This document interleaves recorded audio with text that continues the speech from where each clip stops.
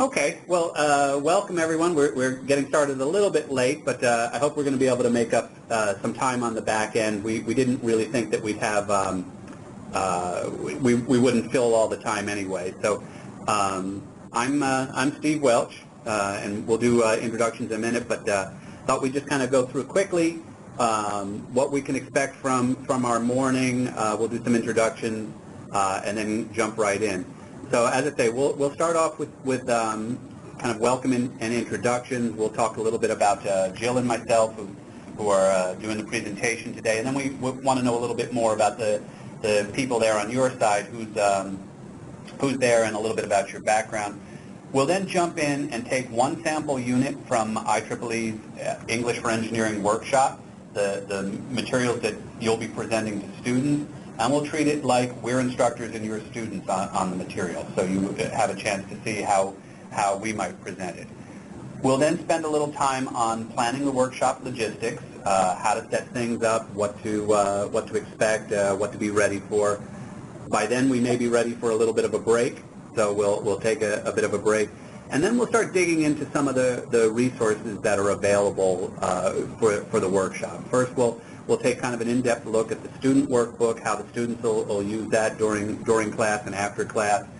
We'll look at some other student resources available from the IEEE. And then we'll dig into the instructor's guide, really the thing that helps you step by step in teaching the IEEE English for Engineering workshop. And then anything we haven't answered along the way, we'll spend some time answering it at the end. And in terms of questions, we're also, happy to take questions as we go along. As you can see, some of the audio, we're having a little bit of trouble hearing you from your side. So if we don't hear you, use the chat window to send us a question. Whoever's not actually presenting at the time will be monitoring the chat. So we'll see if a question comes in, okay? So quickly, just a little bit about Jill and myself, your presenters. I'm Steve Welch, and I am Director of Continuing Education here on staff of the IEEE. I've been with IEEE about 8 years now. Used to manage their book publishing program, and I have a long history in educational publishing and online training, and helped develop the program we're looking at today. My colleague Jill Bagley, say hi, Jill. Hello. Jill has been at IEEE for 24 years, if you can believe it, in a girl who's barely 30. Thank you. And she has spent most of that time in continuing education. She's really helped build the continuing education program that's here at IEEE. She was most directly involved in the creation of the materials you're looking at today, and that you'll be using in class, and so she's really the expert on those materials. And when we get into the nitty-gritty, she's the one who's going to be leading those aspects of it. So from here, I thought we would jump right in and do a sample unit from IEEE English for Engineering. This is the introduction to the overall course. This is the introduction part is something that is presented to every workshop, regardless of its length or type. And then we're just going to do one unit from the course that will give you a feel for what it's like being a student taking the unit. So we're going to treat it like you're the students in the unit.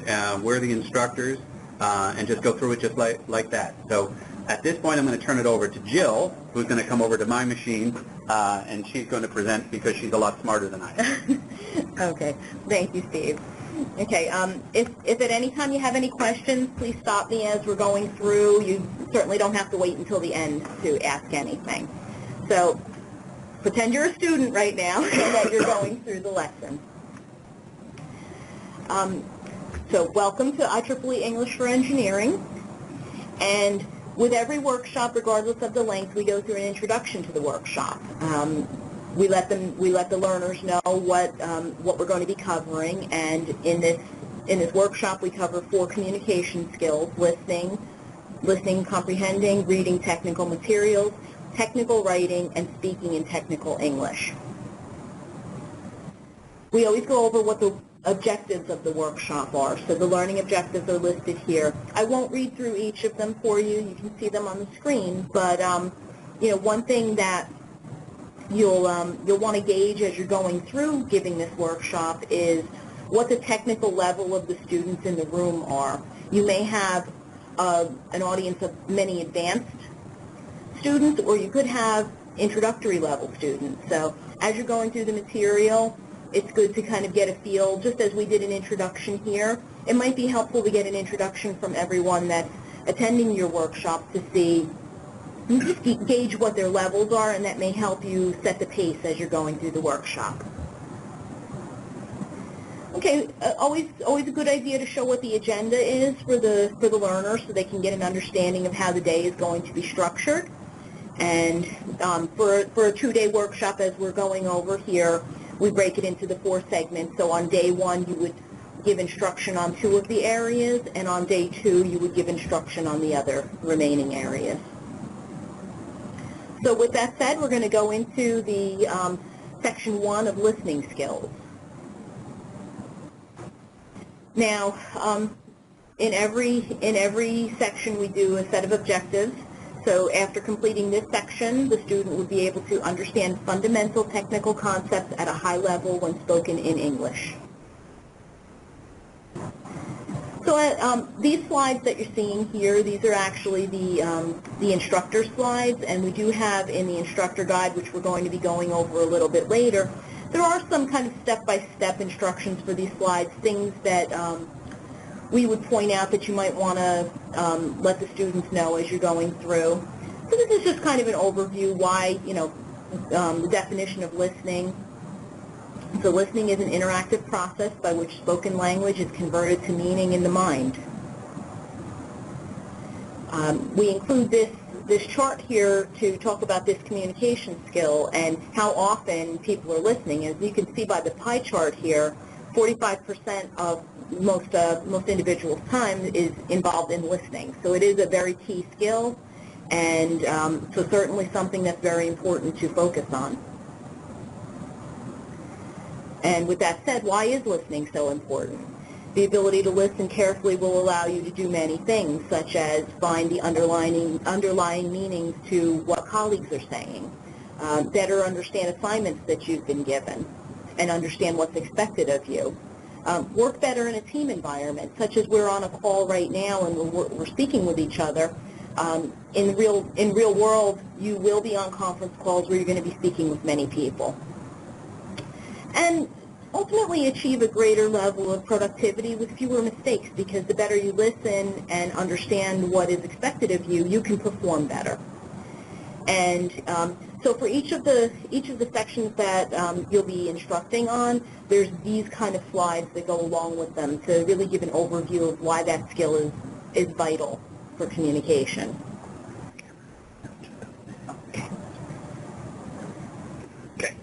Okay, so now you're students, and we're going to be going through an actual lesson here.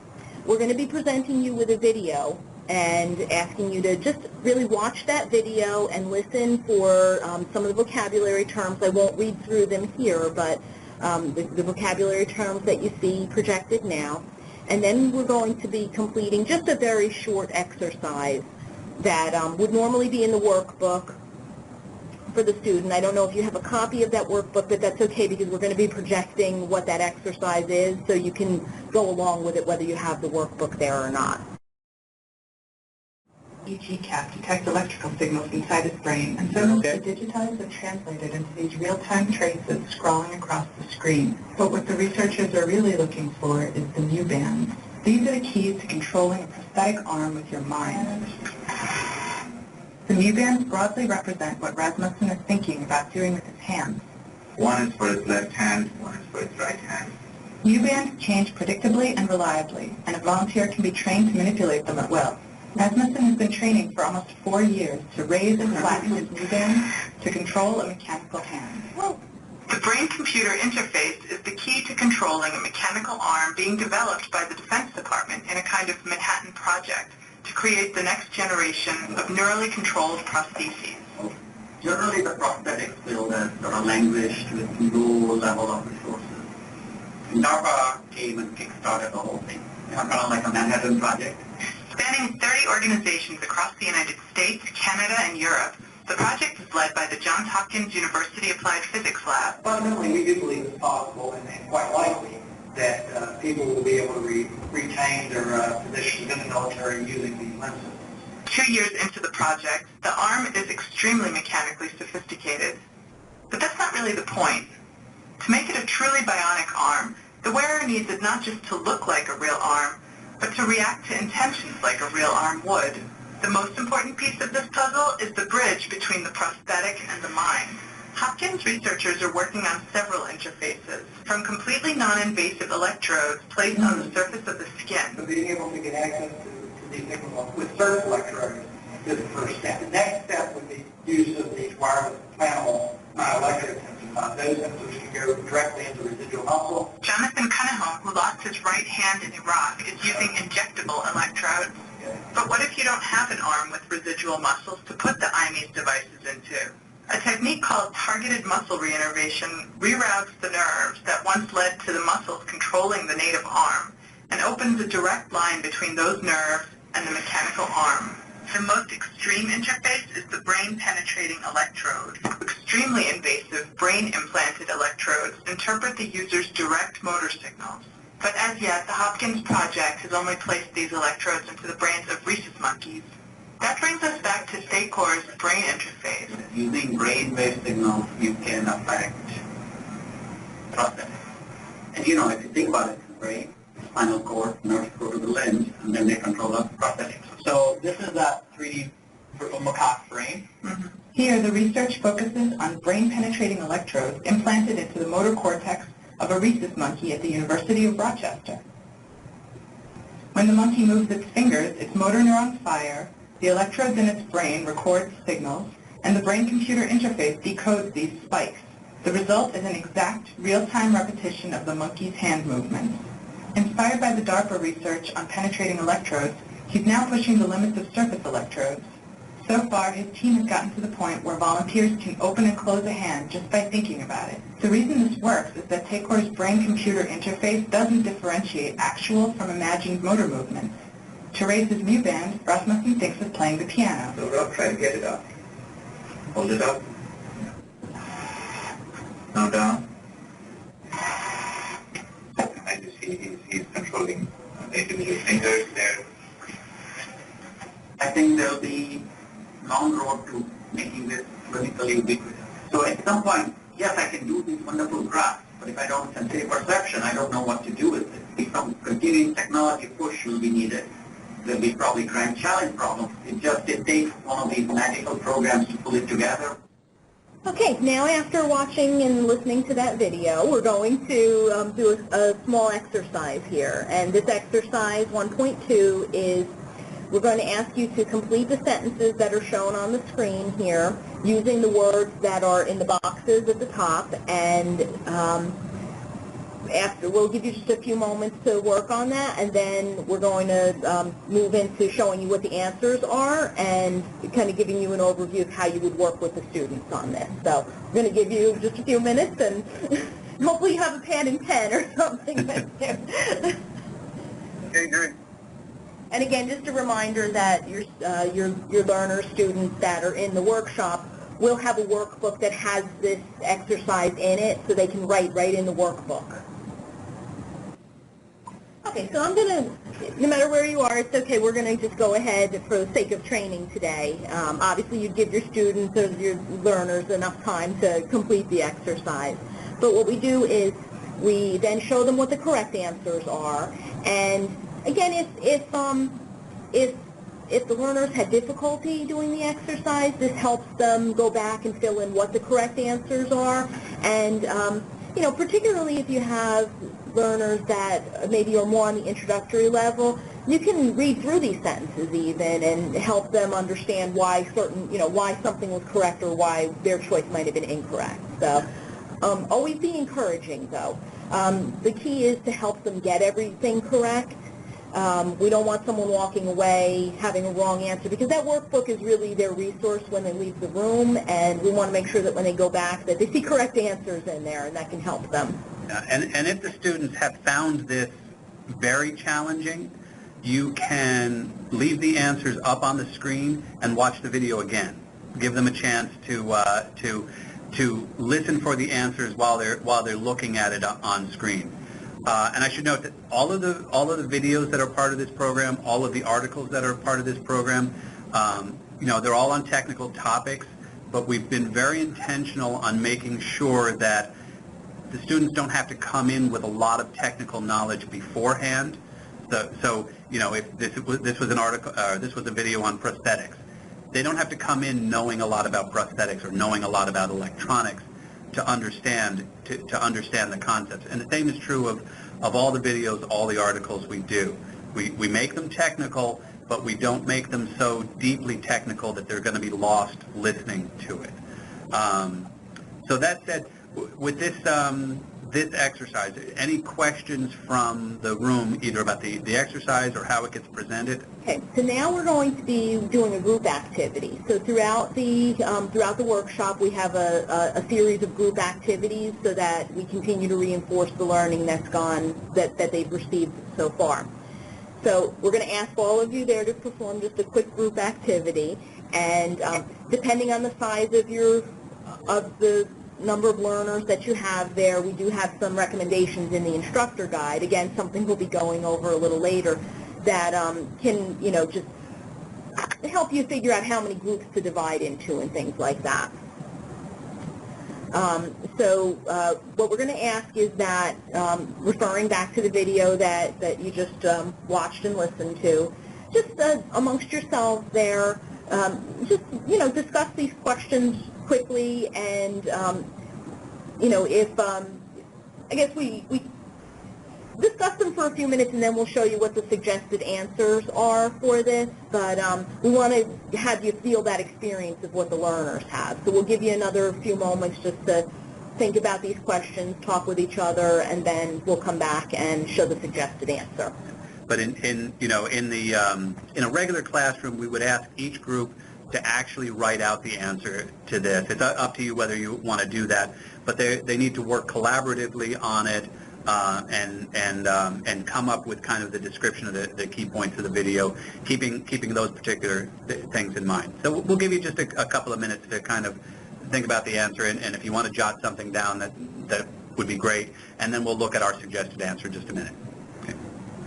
But you also don't have to if you don't want to. So we're not forcing you to do work, but if you'd like to, you can.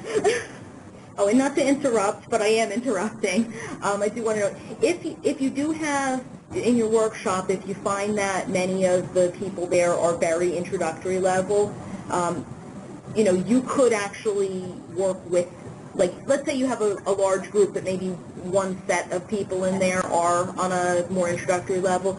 You as the instructor could go work with that group and kind of help them through. So just, again, real important to kind of gauge the level of your learners. And you could also re-show the video if the audience, because they watched the video, they did a small exercise. If they needed a refresher, you can play it again. And all of the clips are rather short like that, so hopefully not taking up too much extra time from your workshop. I'm gonna cheat and show you what the suggested answer is for this. What we do is we provide the learner with what a suggested answer is. It's in no way intended to make them feel bad if they didn't get that exact same answer, but it helps them as they've gone through to make sure that they've come somewhat close to what the correct answers would be for it. And since this is not a writing exercise, they can, it's more about just gauging their listening skills. So, we do suggest in the instructor guide about how long you might give the learners to do this group activity, just to keep everything on pace, depending on how long you're instructing for. But, my suggestion is you read this out loud to the learners, and if anyone wants to volunteer, ask questions or anything like that, then certainly that's the time to do that. But once you get through that group activity, that kind of ends that section. That particular, so section 1.2 would be finished after this, and then they move to section 1.3. So we're going to be moving into another area now, but if you had any questions so far, we're happy to answer. Yeah. A couple of questions here. Neil, I have one question. Can you hear me? Yes, I can. Yeah. We have this video. Can we use for start training some other videos that are more close related to the field of the people participating? Let's say some in the power and energy video. Are they looking for specific technologies? Well, yeah, I mean, as I said, we set this up, the things that are available to us, and we tried to build to a more general technical audience. It can certainly be customized by technology area, you know, but it's obviously going to require more work from the instructors, you know, first of all, to find the video and then kind of change the exercise to fit that particular area. As I said, we definitely went into this with, and we do have power videos that are part of this, I think. But we tried to go as generic as possible so that anybody with a technical background should be able to understand the concepts presented within the videos, within the articles. That said, you know, you're free to kind of make this your own and adapt it, but it means, you know, finding the video to substitute for this video and then, you know, building the exercise around it. It's similar, but we have not done specific areas of technical interest for the program. It just would have been too huge a job to do everything.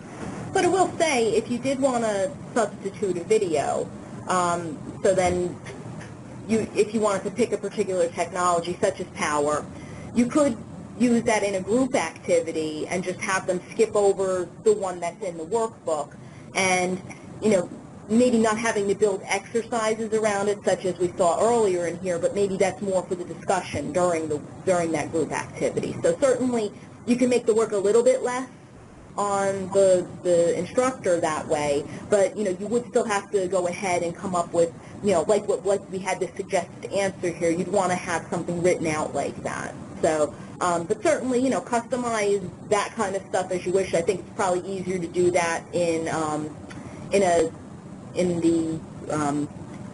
I'm losing my train of thought. In the group activities rather than in the actual lesson section. Workshop logistics, and this is just a little discussion of things to keep in mind as you plan the workshop and format and things like that. Most of the information that we're presenting here is also in the instructor's guide, which is part of the materials that we'll provide for you. But we probably maybe go into a little bit more depth here. In terms of technology for the room, obviously a computer, because you're going to want to be presenting, the large screen monitor or projector. An area that people forget sometimes is actually the sound system to connect to the computer, whether it's coming through the projector or out of the computer itself. Obviously, you want them to be able to hear the videos, so that's the important part of that. Either high-speed internet connection to be able to download materials or local access to the multimedia files, and I recommend that more than accessing online. We have all of the videos and all of the PowerPoint available in one package that I think we've provided to Jose. Whether he's shown it all to you or not, I'm not sure. Excuse me. And we're adapting those a little over time as well. But we can give you access to all of that. For the actual facility, obviously they will need a workspace. So just chairs in a row are probably not best for this, because you will be asking them to write, you'll be asking them to work in groups. So a desk or a conference table so that they have some workspace. A collaborative workspace where you can get together in groups and work on different group activities. So things that might be useful, depending on how you want to adapt it, flip charts or whiteboards, certainly pens, markers, note paper, that sort of thing. It probably goes without saying, but I'm going to say it anyway, a toilet. A restroom, a toilet, someplace for those comfort breaks, as well as space for refreshment breaks and or a lunch. I mean, obviously you don't have to do that on site, but if you're doing a 2-day program and sending people off for lunch, it's sometimes hard to gather them together again afterwards. For materials that each student should receive, you want to make sure they have a printout of the student guide. As Jill had said, each of the exercises appear in the student guide, and students can write directly in it. In the reading skills section, there'll be a lot of references to articles that students will have to read. It's best if they have printouts. You can do, a flash drive or have electronic copies, but for a lot of people, printouts are better, and they're able to take notes on it as well. And of course, note paper and a pen or pencil. So that's kind of the room and stuff. Any questions about that? What students ought to have, or what the room needs to have? Am I missing anything that you're thinking about? Clear? Okay. So, also in planning your workshop, one of the things I recommend is that you're prepared to be able to give IEEE certificates to your students. Now, this is a service that Educational Activities does at no charge for IEEE organizations. Okay, as we were saying, so we made it possible for you to award IEEE certificates for your students. We do ask before you have an event to fill out the application. You'll find IEEE.org/CEUS. That's just so we can track. It's an automated process. You doing the application lets us get it in the system. The students, before they receive their certificate, they do have to complete an evaluation form. We're including the blank evaluation form in the materials that we're giving to you, and we can look at it. It's just a little one-page kind of sheet for them to do. And then at the end, after you do the application, we'll give you a blank Excel sheet that you just provide us with the student names and their email addresses. Send it to us with the evaluation forms, and we will email the students their certificates in less than a week, just as a PDF attachment. And see, this is the certificate I'm getting for today.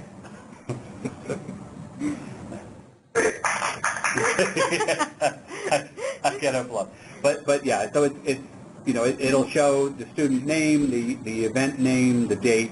It has the signature of our Vice President of Educational Activities, Saurabh Sinha, and it's just a nice little acknowledgement that the student has spent the time to be part of the program. And I don't think we have to look at the evaluation form. You know what that is.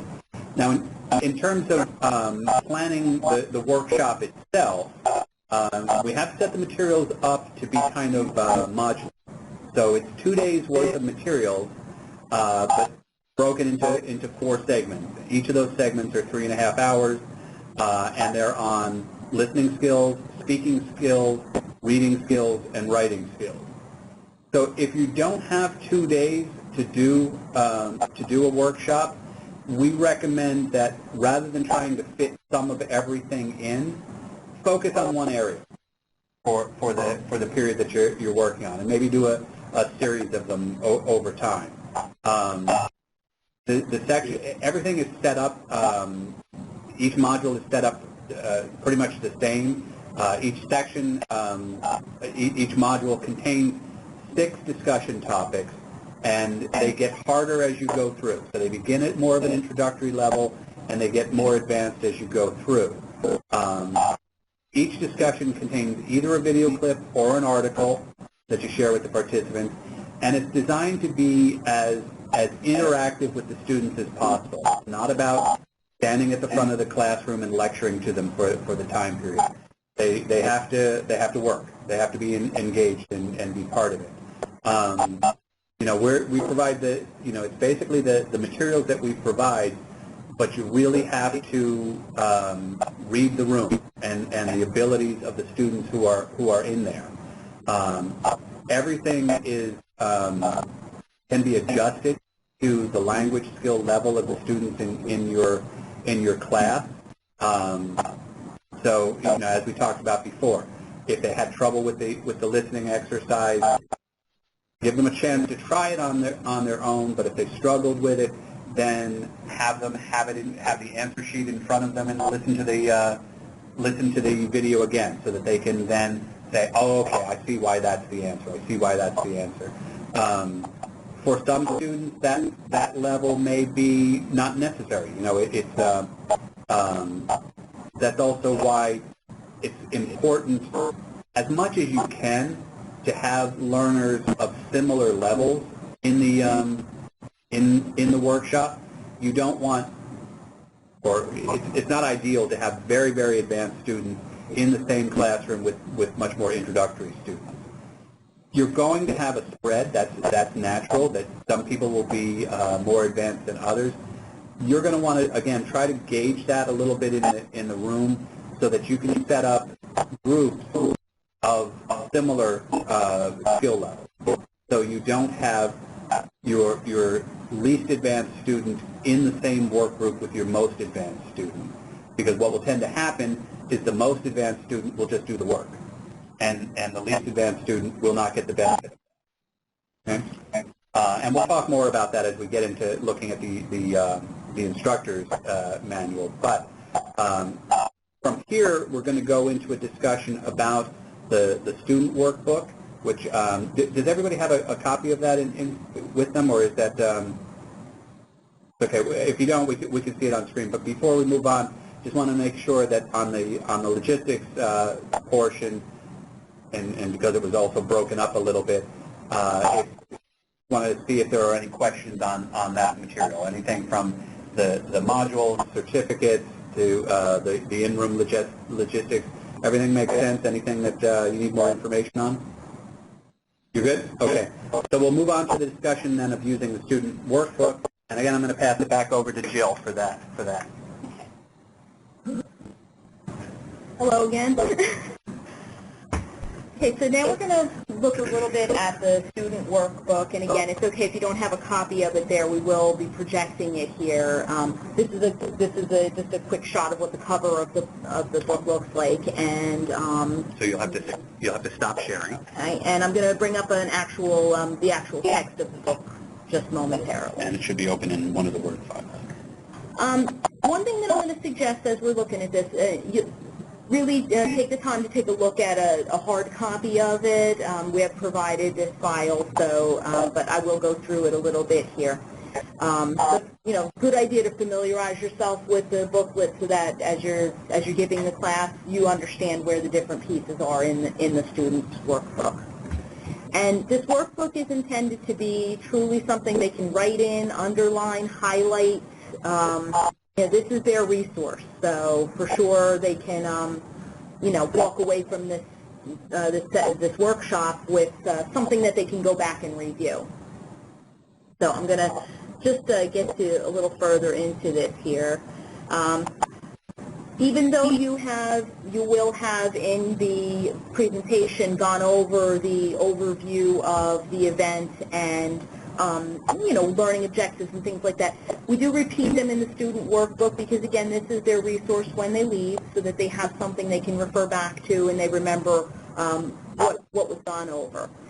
We do have workbooks that are custom depending on the length of the class that you're giving. So if you're doing a 2-day workshop, this particular one that we're looking at here is for the 2-day workshop. Oh, this is the 1 day. Oh, I'm sorry. I apologize. This is the student workbook for the 1-day workshop. But we have a workbook for a half day, 1 day, and for the 2 days. So the information in there will be relevant to whatever length you have taught for them. So So this, again, this is just a quick overview for them, but then it actually goes right into the lessons. So for each area, there's a section objective, which you will have on a slide as the presenter have shown them.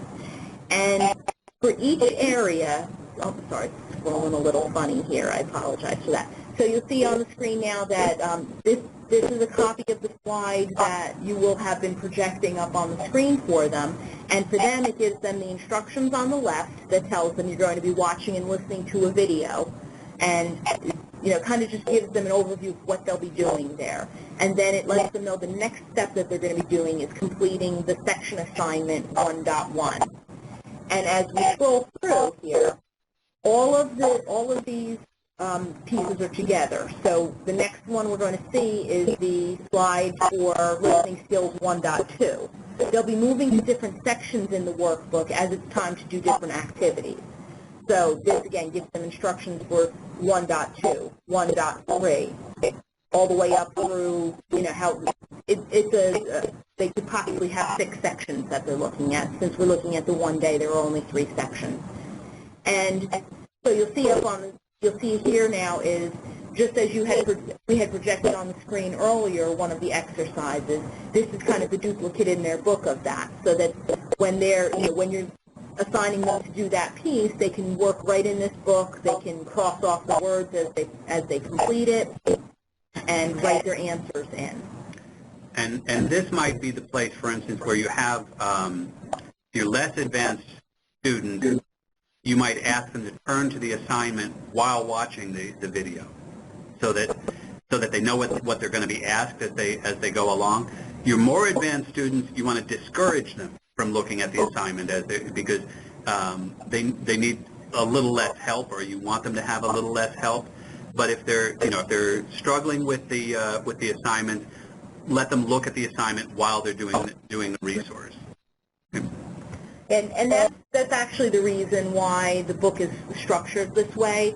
We could have put the slide with the instructions and then the exercise right underneath that, but we wanted them to actually listen to that video and get the information from it and then work on the lesson. But as Steve noted, if your learners are more on the introductory level, then certainly they can be encouraged to go to this section. So for each activity here, they get the instructions, and you'll see that all of the activities are really structured the same way. It's choosing the correct word to place into the sentence. And this format seems to be the easiest for a workshop setting.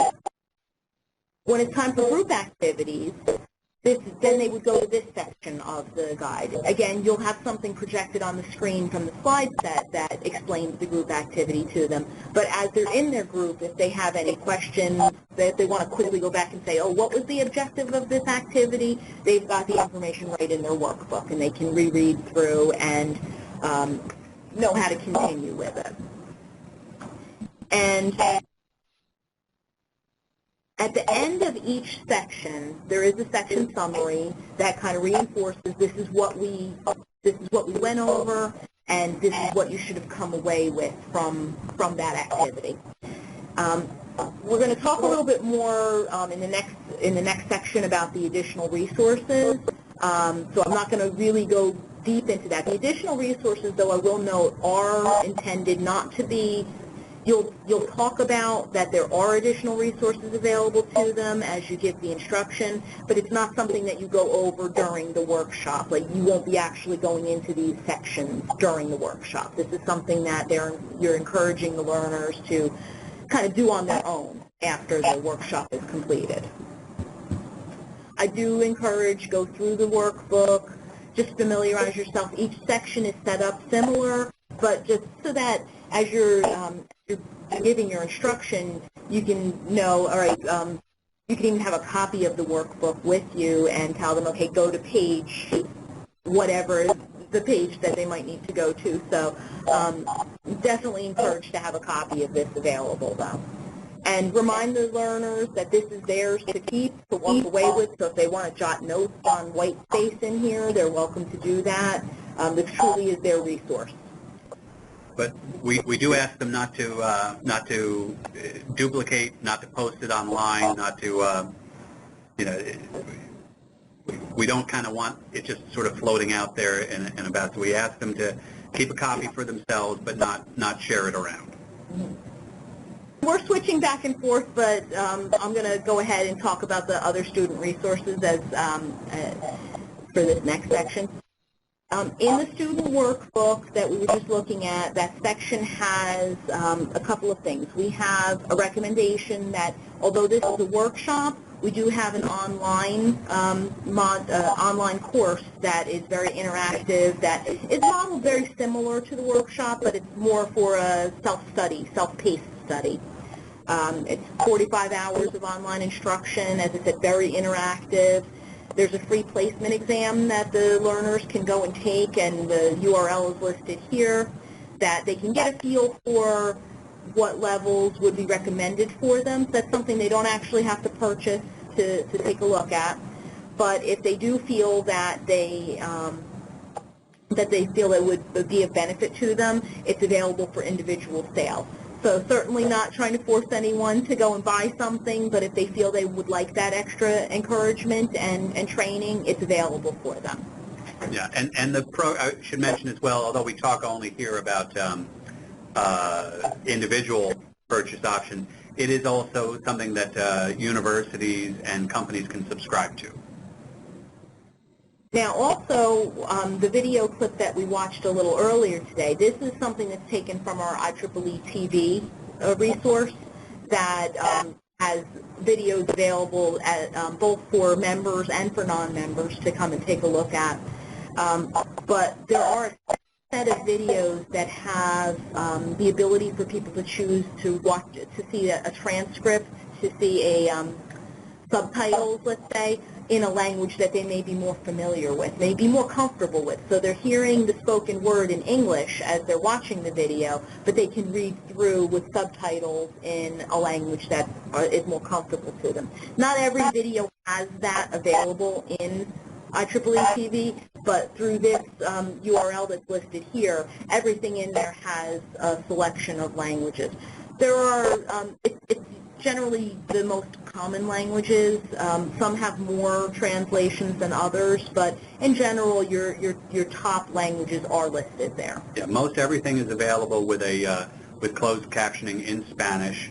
Of those videos that are available, and this is actually a program that we worked with IEEE TV to develop specifically for this program, but they've made it available as well to the membership at large. The student workbook includes username and password. That if these are in a member-protected area on IEEE.TV, so as any IEEE member has access to it directly. But if your learners are not IEEE members, the username password in their student workbook will give them access to those translated videos. And it's a nice, it's a useful thing sometimes to be able to hear in English and be able to read along in your own language, and it can aid comprehension some. And we actually, in the workbook itself, give a little instruction saying, try, watching that video and using the transcript in the language you're most comfortable with. Watch it that way, but then we encourage to watch it with the English subtitle underneath it too, so that because the purpose of this is to improve the English communication skills. So, but for their first time going through, they may feel a level of comfort having a subtitle in native language. I should say I personally have very, very basic skills in Spanish. When I watch a video in Spanish, seeing the Spanish closed captions really helped me to understand better. You all talk just too fast.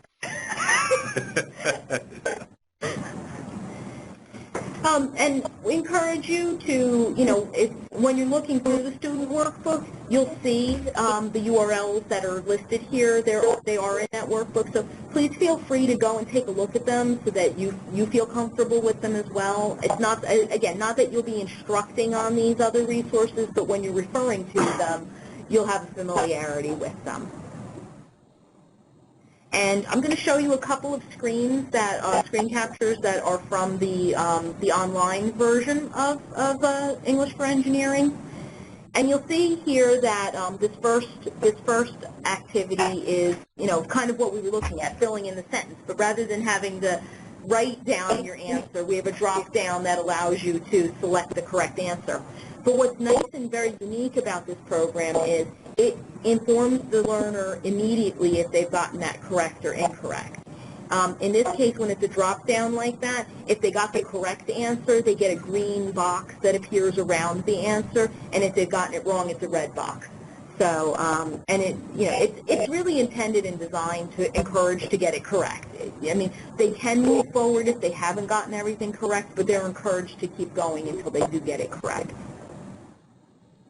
And then this is another example here of from our reading exercises.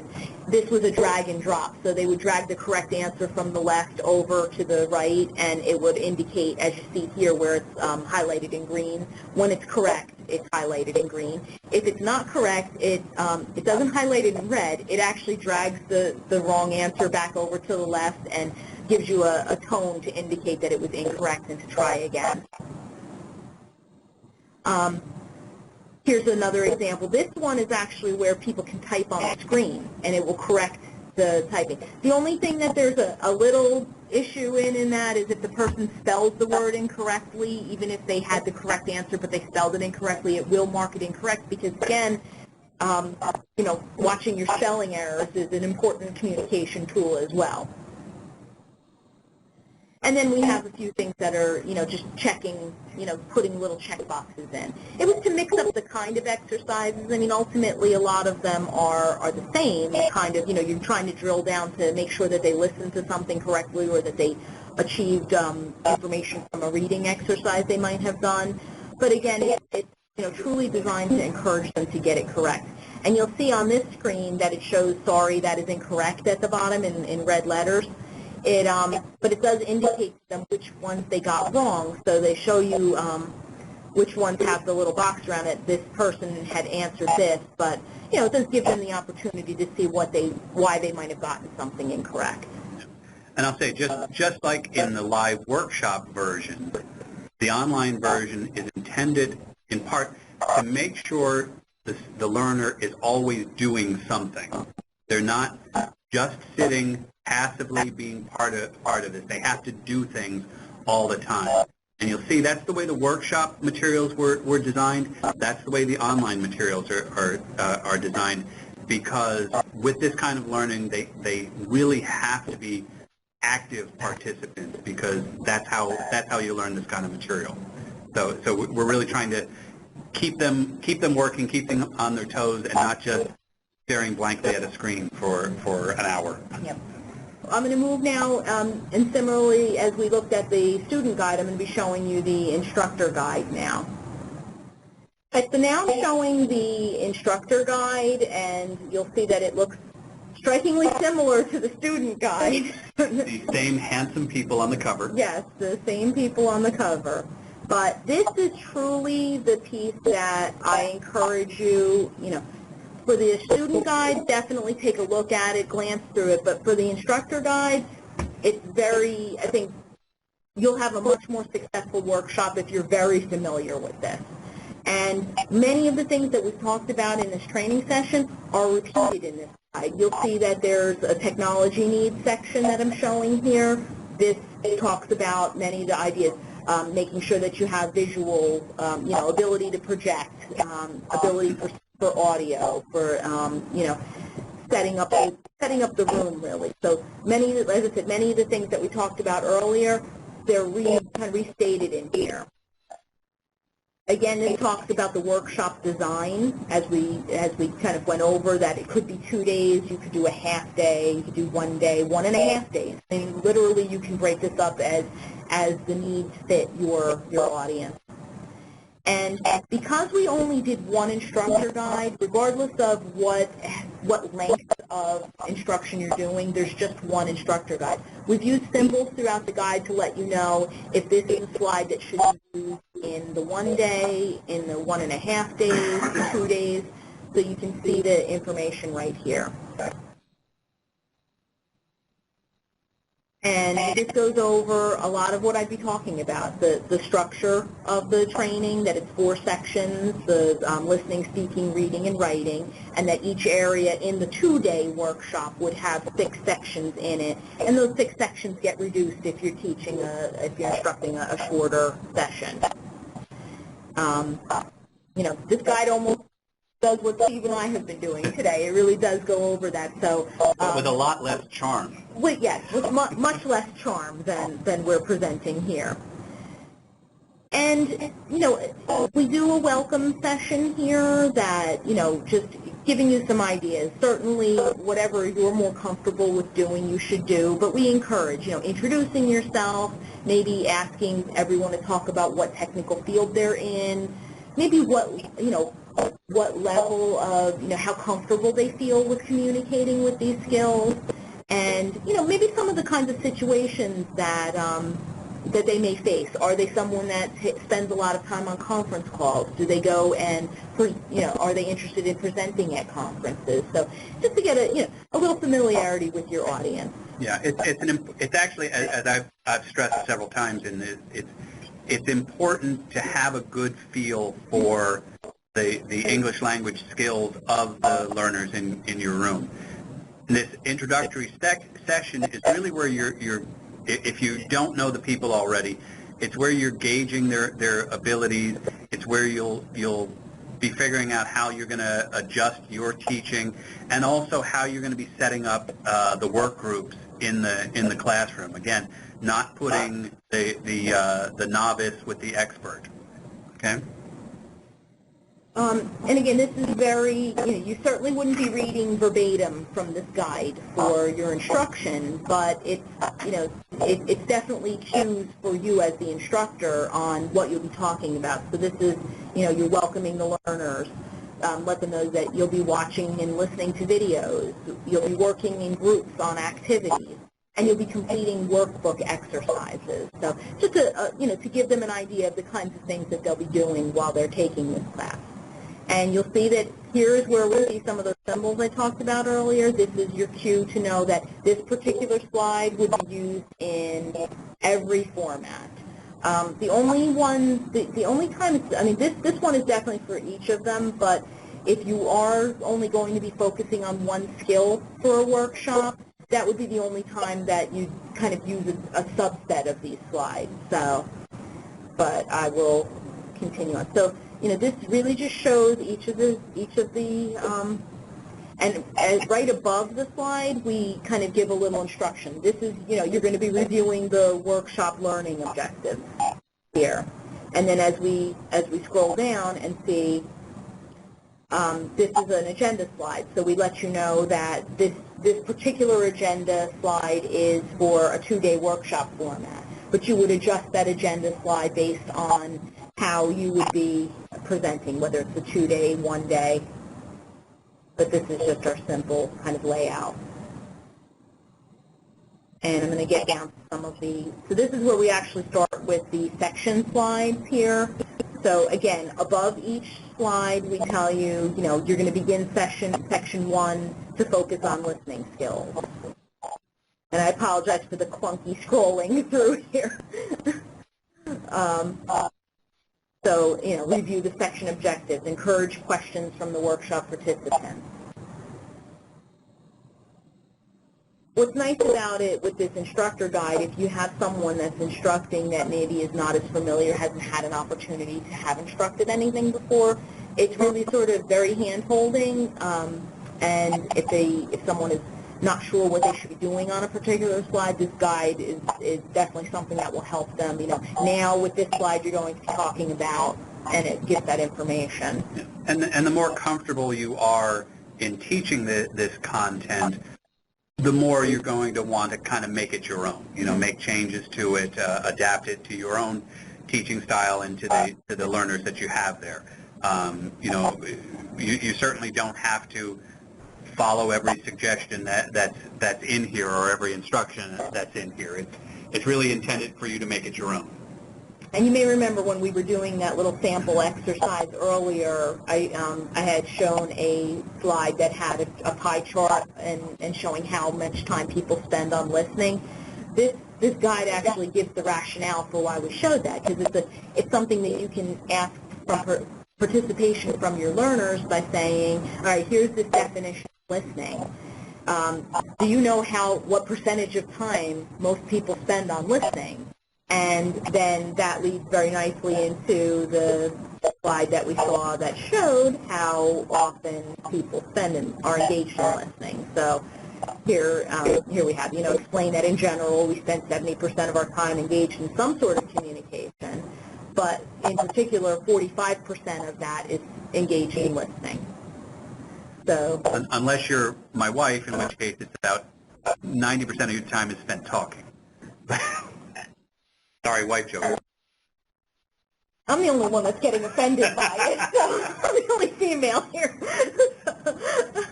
But, so, I mean, and this truly, it just walks you through. I mean, definitely get a copy of this, go through it, feel comfortable with it. It truly does handhold through it. First time going through it may be helpful to have this very handy, but as you do more and more workshops, you may find you don't even look at this guide anymore. I mean, you may be so familiar and comfortable with going through this that this guide, you just keep it on the side, and it's your guide to write in too. So if you see, oh, I want to make sure I mention this when I'm on this slide, write in that guide for yourself. The one thing we do ask is that please do not distribute this guide to anyone. This has the answers to it. This is for you. So this is the student should never get this, obviously. And I guess at this time I'll also say the student should not get a copy of your instructor slides either. In their workbook, they have copies of pictures of the slides, so they do have that resource, but we just ask that they don't actually get their hands on the particular slides. So as we talked about, each slide has the information above it, and as we get to the very end of that section, and I'm just going to get us to the end of this section, you would go over the summary, which is also in their workbook, so it's just a reinforcement of what that summary is. And we even go so far as to say in here, if if you're doing a 2-day session, that this is probably your time to stop and maybe break for lunch or something like that. So it's even like little cues like that for the instructor to say, because when you're in the middle of a session like even what we're doing here, you could get to a point where you're in such a rhythm going through that you forget, oh, we should probably take a break now, or oh, look at the clock now, it's time for lunch. So we just try to put those cues in there.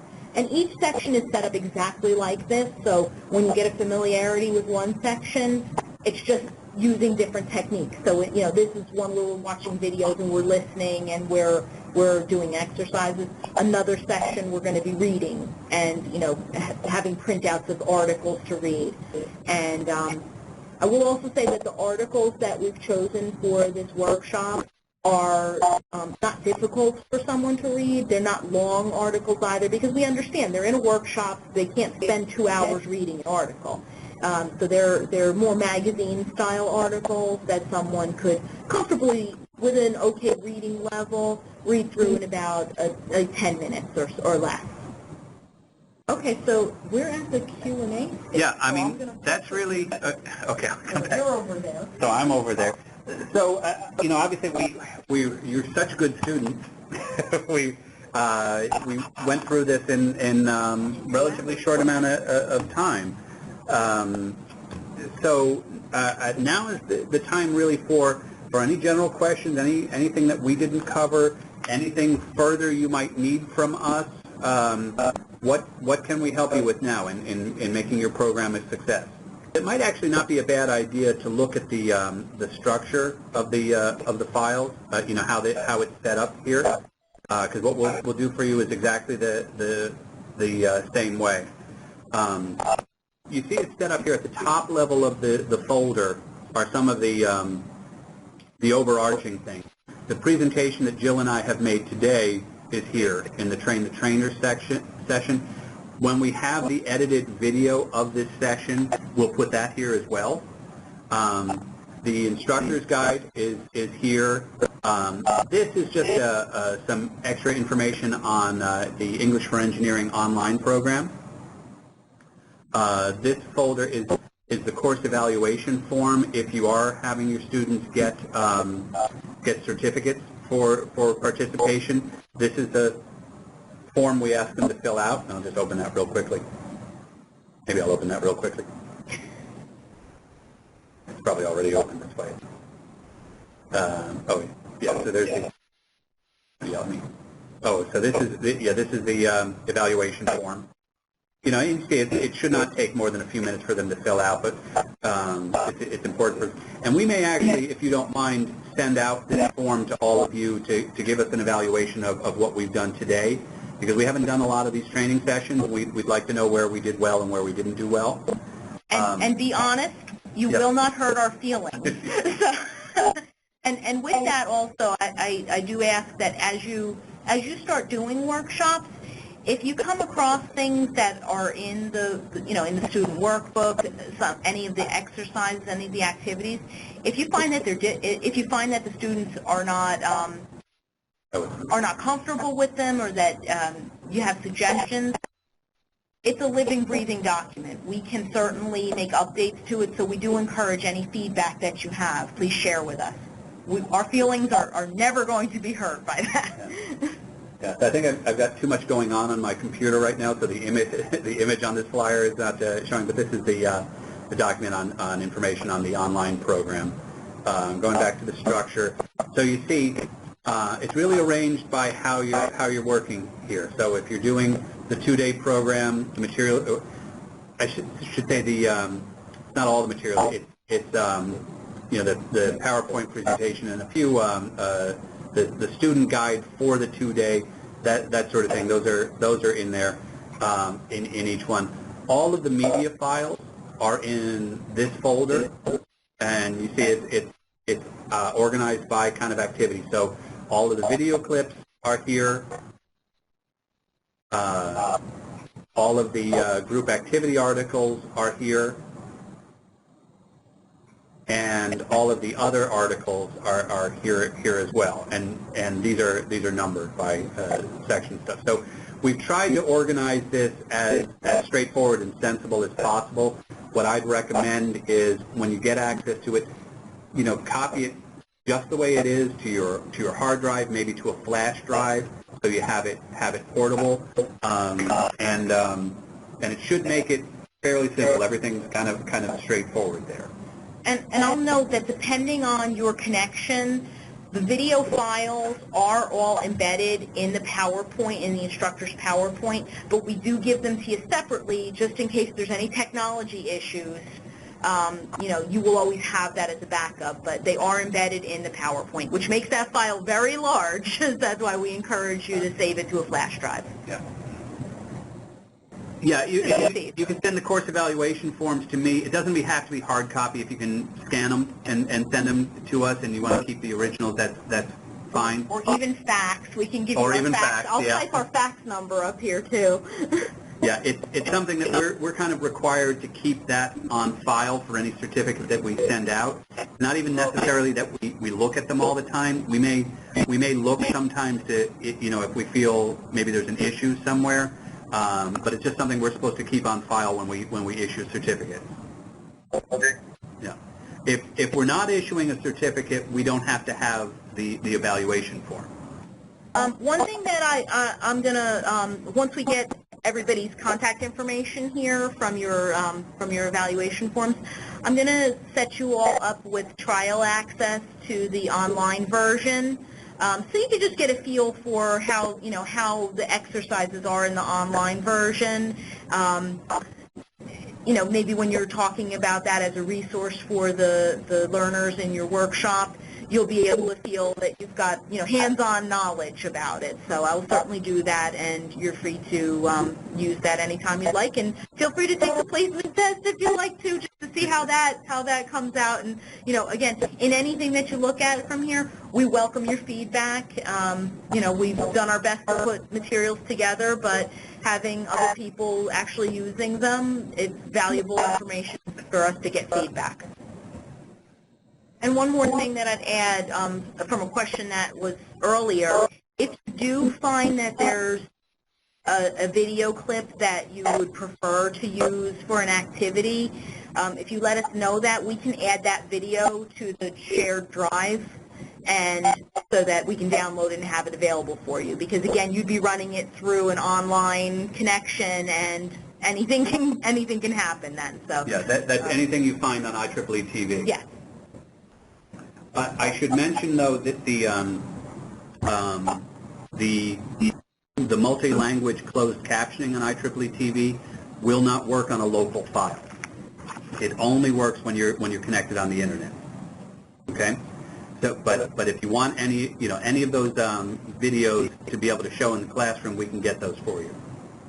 Other than that, are we happy? Yeah.